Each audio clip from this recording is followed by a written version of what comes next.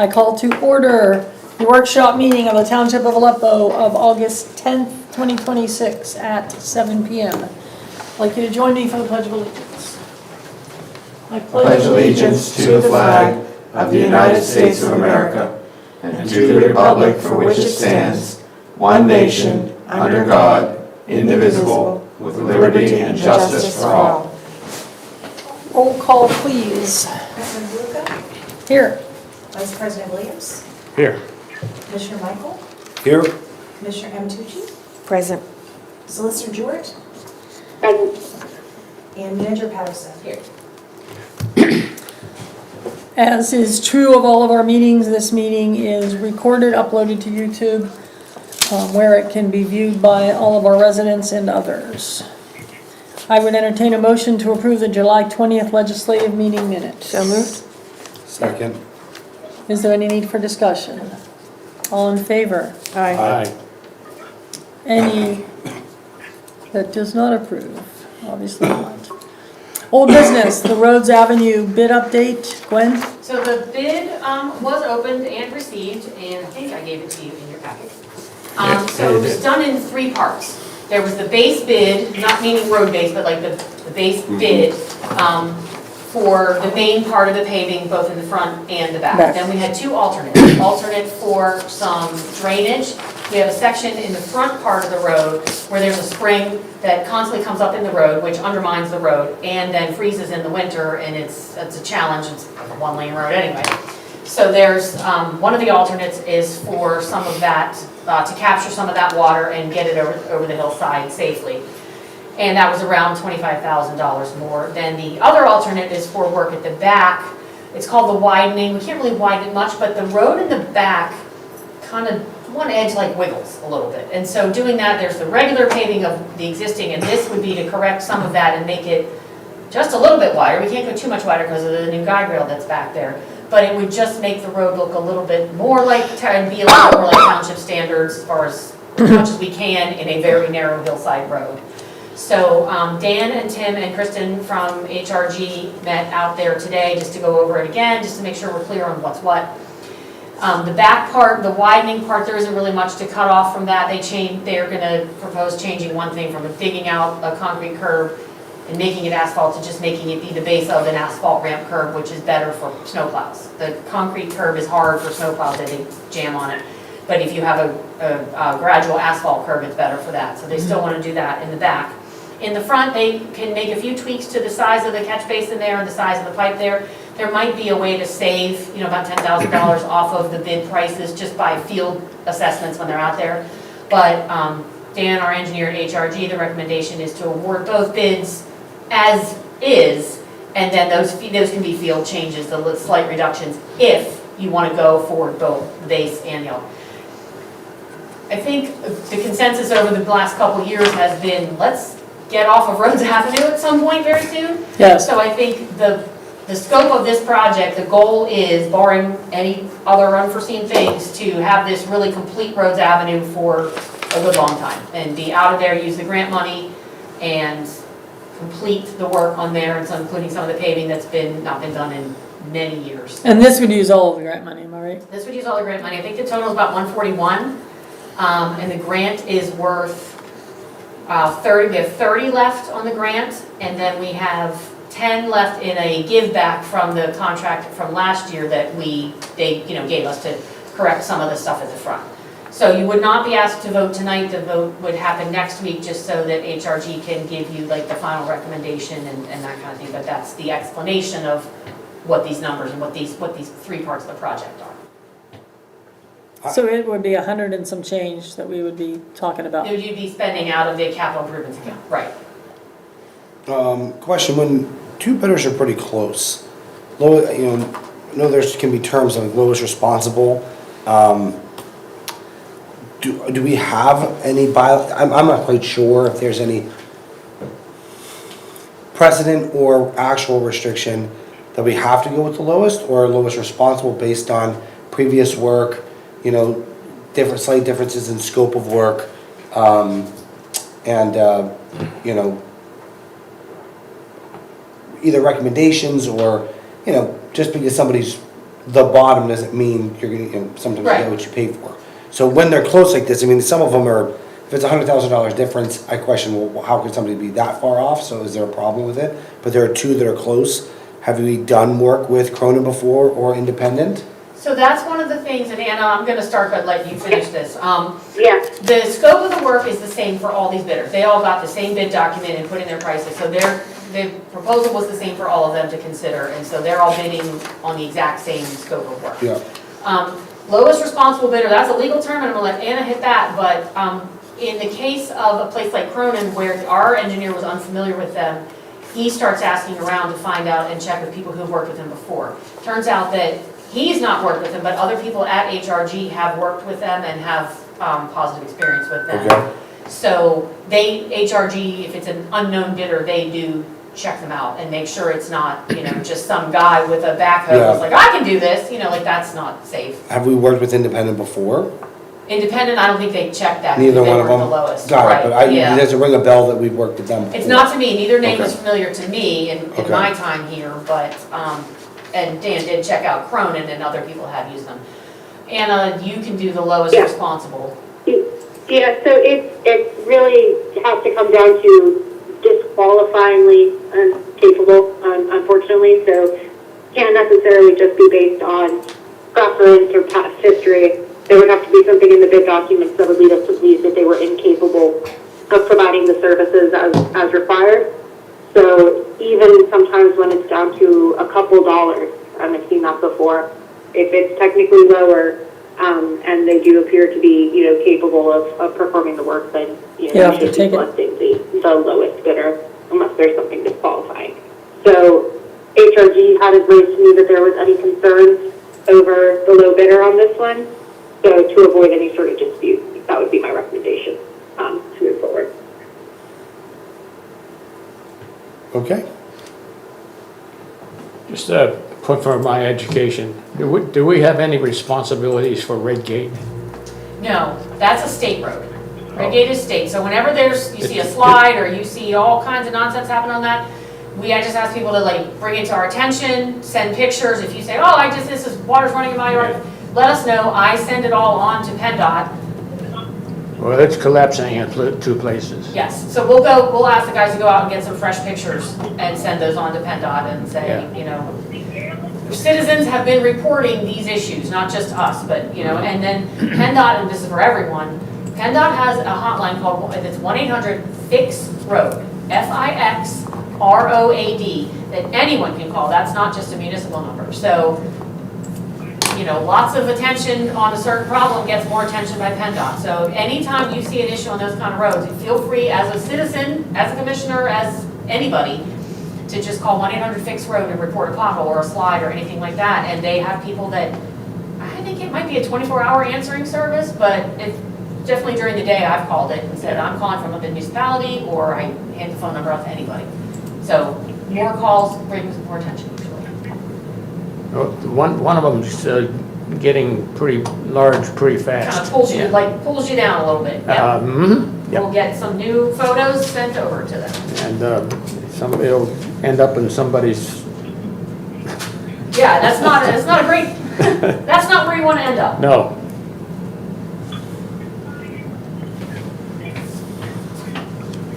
So I'll Okay. have that on the agenda for next week for a vote for the Rose Avenue. And then if you have any questions during the week about the bid or the scope or anything, let me know and we'll get it to Dan and he can answer for us. Put it there. Glenfield Road, do we have any updates at all? I don't think we do, but. We don't. I did reach out to the engineer that I had spoken with at Allegheny County again and asked if, the last time I had spoken to her, she said she was going to contact Simply Hills and see if they were interested in partnering on some kind of weight limit for the section of the road. I've not heard anything at all. I emailed her to say, we're talking about it again, anything else, and I've not heard anything. So the update is I don't have an update, but I didn't want it to just fall off the agenda. So I can take it off the agenda until, if and when we hear something. I would probably table it until we hear something. Okay. What was that phone number on? 1-800-FIX, FIX, ROAD, ROAD. 1-800 what? Fix Road, ROAD. Because on the Glenfield Road, our hands are tied, there's nothing we can do until we hear anything, so, We cannot act Yeah. independently on yeah, a weight limit. I would probably Yeah. Okay. table it until we have something that we can act on. School Street emergency repair update. So that was another project. That was the one that the board approved an emergency repair Yes. authorization for down there. There's a Yes. pipe that rusted out, there's a sickle. So we got those numbers in also, and that's kind of ready to go. It came in just a little bit higher than their estimate, but not terribly higher than their estimate. And so the step would be, and that's one that we did not have to go out for full bid. We could approach contractors and say, we have this project, will you bid on it? And we did get two contractors that we work with a lot that bid on it. And the low bidder was someone that we've worked with a lot. And so it needs 2 easements to get the work completed. One on the upper side of the road where the one private catch basin is that ties into our catch basin, and then one on the opposite side of the road where we're gonna add some curbing and stuff to help. That road's crumbling from washouts, so we're gonna try to shore that up a little bit. So, talked to Anna briefly about this, about the mechanism for awarding a contract while not having the easements in place yet, and she'll be our guide next week on that, so how that would get worded, or if we should wait. The easements needed are, and no one's been approached with the easements because they're not finished yet. The written easement documents are done, but we're still waiting for the drawings that have to be attached to it. One property owner who, I haven't approached him because he totally doesn't even know, he might not even know that catch basin is there, I don't know. And then the other side is Masonic. So that usually, it's that one, I'm not sure, I can't remember off the top of my head whether that's just a temporary construction easement to just say we need to be working in your land, so let us work here and then we'll put it back. That one takes a little longer usually because all those kinds of things have to go to Elizabethtown for Elizabethtown. conversation. So, but they might say, great, we're so glad you taking this on and signed it in a day, but that's not usually how that works. So that's part of the process. There's one other minor detail, and that is like one of the catch basins is a private catch basin. So there's public, and then there's the private one. And it can be in either direction. We've heard from both Anna and Dan that it can be done both ways, whether the township wants to take ownership of that private catch basin permanently, or whether the township wants to get the easement to fix that, and then say, we fixed it, back to you to maintain. So that's a decision that the board, needs to figure out what you want to do before that easement document is presented to the homeowner. But we have a while, right? I would say you're going to want to think on that soon, because we want to get it presented to the homeowner, whether we're going to own it, or whether we're going to just fix it and give it back. And I'll just say, kind of the benefit of owning it is that then you would have perpetual maintenance in the easement as I've drafted it, to be able to go in and make repairs in the future. For the most part, those, it's not a large piece of infrastructure, but once you get to that size, I think it's pretty standard at this point to have it be owned and maintained by the municipality, because then, issues like this, you don't have to be chasing down agreements to fix them in the future. So, we can talk through the pros and cons a little bit more, but then it's something, typically it works out in your favor. Do you want to put it on the agenda for next week? Yes. Wonderful. That way we'll just definitely have it on the agenda, whether it's ready for a vote or not, we'll just get it. We'll see where the discussion went, but it may be ready for a vote. Yeah. Just owning something like that require a purchase, or would they just cede it to us? No, we've drafted the easement sort of in consideration for us performing the work. They would turn it over to us. Got it. And then if that's the case, we can keep it as an easement over their land to access it. And then we can do, a deed of dedication to convey ownership of the structure itself. Okay. So it's pretty easy, and we don't have to, actually purchase any property. And it's fairly close to the road and out of the way, so it's not an easement that's going to impede them from putting up a shed later, down the road or anything. Aleppo's birthday, has anybody had any thoughts? I've actually had a little one, but go ahead. I don't. Have we thought about perhaps approaching Bowl? Since we had talked about maybe a little touch the truck kind of thing, and the trucks are already at Bowl's house, of maybe using his house? The fire station? We didn't talk about that. He said he would participate in, you know, whatever, because they have some cool vehicles. Personally, I don't want to step on their open house toes and have it be like a second open house over there, so I would want to ask him how they would feel, the fire company, how they feel about that. We talked a little bit about, you know, what do we bring in here, and where do people park, and that kind of thing, but I think. It's just putting all that weight on this parking lot, maybe actually be an issue. Or we could use this parking lot for parking and have the trucks be over in their lot over there that he designed, so it's sturdy. We could do that. Yeah. We could do, that really is a lot of weight on this asphalt.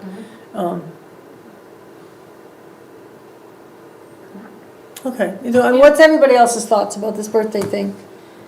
Well, what I mean, about, I'm not stuck on a touch-a-truck, I'm Yeah. not stuck on anything. No. I'm just looking for I think we have to do something. I'd like to see an event rather than a commemorative item, you know. But what about having a booth at the Harvest Fest in Sewickley? Or is it because that's in Sewickley? No, I don't know, And we could have a booth and give things away, I don't know. yeah, I don't know we've not had a booth there before, so I don't know when you sign up and all that kind of stuff. Probably right about now. Yeah, right about And then now, we it's would need volunteers mid-September. to- Well, Yeah, you know, like, I'll do it. yeah, like, people just make sure. Yeah, and we if have I'm in town, something I'd to do like to if too. we order something, if we are giving something away, Yeah, we yeah, have yeah. to make sure we have it in order to give it Yeah. away. We don't want to have a booth and be like, hi, we're Aleppo. We'd get a lot of visibility because that's a very busy event. I can find out. Yeah, let's what their- let's what the Harvest investigate, Festival said. first of all, the first question is, do they have anything available, because it's also a very coveted event, for vendors. But I would bet that a township would probably get a little bit of a priority to get in there somewhere. There might, there's probably a little cost to rent a space or whatever, I think it's inconsequential, it's not that big of a deal. That's a good idea. Yeah, I can ask about that, and then, What birthday is this for us? Aleppo's 150th. 150. It's a big deal. Yeah, it is a big, I don't want it to just go. Oh, yeah, I absolutely. don't want it to just disappear. Get some flags with our thing on it, hand it out. You know, little like that. Like a little something. Yeah, something Yeah. to take away. Something, yeah, like I was thinking like a refrigerator magnet or something. Yeah, or Like, with our a logo. commemorative coin, or, Something, like if a we're gonna have challenge a coin or We need to something. have Yeah. something to give. Yeah, out. do challenge Yeah, coins or yeah. something. Yeah. Yeah. I don't know if there are any other, I mean, there's a lot going on in the fall. So if the Harvest Festival isn't an option, maybe there's another one. Well, Sewickley has a heavy-duty list of activities. Yeah. Yeah, that would be great. Yeah, they read them off at the. Labor Day? our call, I mean, and the I thing went, is, it's "Yo." already August. I know, that's the thing, it's like, kind of didn't catch our attention. Yeah, because Labor it's Day's in summer like 2 already. weeks. Yeah, yeah, we're a little behind. Yeah, see if that's an option. Okay, yep, I can do that. See if that's an option. Okay. That'd be fun. Yeah, it would. Okay, new business. A letter to Swickley Heights Manor attempting to deal with the dead trees along the roadways that are, I believe, impeding on the sewage lines, am I correct? So there's two things. There's, Okay. the authority just sent out a letter to the manor saying you have several trees in several locations that are, growing in and over the sewer lines that need to be removed because you're getting root backup and stuff. This is, from our perspective, in the manor, there have been several trees in the last year or so, like if the frequency has increased a lot, of dead trees that just fall over in storms pretty easily and then they Yes. block the road and then there's mess to clean up. And so in years past, the manor would send us letters saying, the association would send us letters saying, there's dead trees in the islands, because the township owns the islands, we'll mark them and like you to come take them down. So this was more of a reciprocal kind of saying, hey, we've identified some dead trees on your property that are at risk of landing on township roads. We're not gonna go all through the manor and not gonna go through on the ones that are private roads, that's not us, but Swickley Heights Drive, Swickley Ridge Drive, and all the ridge roads. So if our crews could identify some of the ones that are really like ready to let go, and mark those, and then the manor's crews, or contractors could take those down, so kind of just that way, rather than waiting for them to fall, block a road, leave a mess. And because they are private trees on private property. So if that's okay, we'll draft a letter sending it to the Manor Homes Association, just saying like, can you do this? We'll mark them and can you do this? And our guys work well with Bob, who would figure out which are the best ones, and then they would have their own people take them down. That's fair. Okay. That's fair. We've worked together with trees for a long time. Oh, yeah. Yep. and that's- But we just like to formalize it too, like when they were asking us to take down trees, Yes. we instituted, send a letter so that we're not taking down a tree you didn't ask us to take down. Right. Type thing, yep. Dave, any citizen participation there? Nope. Gwen, any citizen participation? I don't have citizen, but I have two items of new business that came up since I did the agenda. One is Glen Mitchell Road closure. I found out this morning, there's been a closure at the base of Glen Mitchell Road for a water line that's been temporary. Found out from Swiftly Water this morning that the road is going to be closed daily from 7 a.m. to 5 p.m. So there'll be a detour in place, so if you're trying to get down to Swiftly, you're gonna have to go around. Weather permitting, whatever. They said they were putting signs out today that say road closed ahead. They said they intend to cover them when it's not closed, so that in the evening when they're done working, the sign should be covered over, so that's an indication that it's open and you can go through. How high are they gonna close it? I don't know that part, because I Okay. know the work is being done from Beaver up to the township line, which is all the way down to the Right. flats where those houses are anyway. I don't know whether they're gonna close it. Weber's the last place to turn around. So Right, that's what I was They were saying, gonna put a yeah. sign, hopefully right outside Swiftly Heights Drive, so if you're coming out there and you look and the sign, like, that'll cut off a lot of people. Yes, making the left. And then at Weber, road closed ahead, because this is your last spot to turn around and come back up. So that, they didn't say how long it was gonna last, they just said that it was gonna be daily closure from 7 to 5, and then hopefully remembering to flip the signs to indicate when it's open and when it's closed. And that is from 7 to 5 every day at the bottom, and it is a Sewickley water line replacement done by Sewickley Water Authority, so, in Osborne, but it affects us too. The other thing is, it was brought to my attention that there's a sign down on Glen Mitchell that says future home of Franco Harris Park, down by Norman Meaner's auto repair place. So I made a couple calls to the number that's on a website of francoharris.org or something like that, and got a hold of the guy who is the driver of the fundraising for this situation. It's the guy who owns the stuff. And he came to the township several years ago, and came to the township in Glen Osborne Borough when he was trying to develop homes up on that flat up above there. The big plateau up above the corner of Glen Mitchell and Beaver. Up there, there's a big 28-acre parcel Oh, wow. that's privately owned, and they originally tried to develop it for houses, but didn't have enough access to create roads in without buying other parcels and getting, buying houses and stuff. So what he said their now plan is to have walking trails all up there, and no auto access up to the top, because that's still an issue, that they still don't have access. But he's proposing, he said that their vision is to have parking down there by Norman's, and like a little gazebo or something like that, and have that be where you access it, and then you go walk up the hill to get to the trails up on the top. So right now, it's just in the fundraising phase. He doesn't have all the funds in place to do this yet, and we just had a conversation, and he came to our planning commission years ago, so once we reconnected, I was just reminding him that all that stuff will need certain levels of approval. So just before he starts building, stop in, because he's gonna have to go to the planning commission, probably, depending on what the scope of what he is. Parks are permitted use in that district, so I mean, that's good, but the parking, there will be regulations on the parking and like a gazebo, if that's gonna be for rent. We don't know, he doesn't know. He's just trying to get some ideas out there, so. That's all we know so far. No one's approached us, no I one's may approached be- Osborne. I may be mistaken, but I believe there's a trail that goes from water works through that area and comes out pretty close to where I think you're talking about. It might, because I think there is a trail on Hollow Oak Okay. Land Trust Trail I have a over map- on I have a private map of that. property on Waterworks. There's a large parcel over there that Hollow Yes. Oak manages. I don't think they own it, but they manage Yeah, access to it, and this may tie into that. I'd have to look at a map again. But they are active in the area as far as developing trails, so. I'll give you- Nothing for the I'll gi- board to consider yet, because we don't have any applications yet. You just did give you something you don't need. I have a map. Buy her a plant. Oh, She has two, she thank doesn't you need another. so much. I just felt the responsibility slip off my shoulders. You know, the interesting thing for that trail is that about halfway over, there's a house up in there There is, that, they own a restriction on that.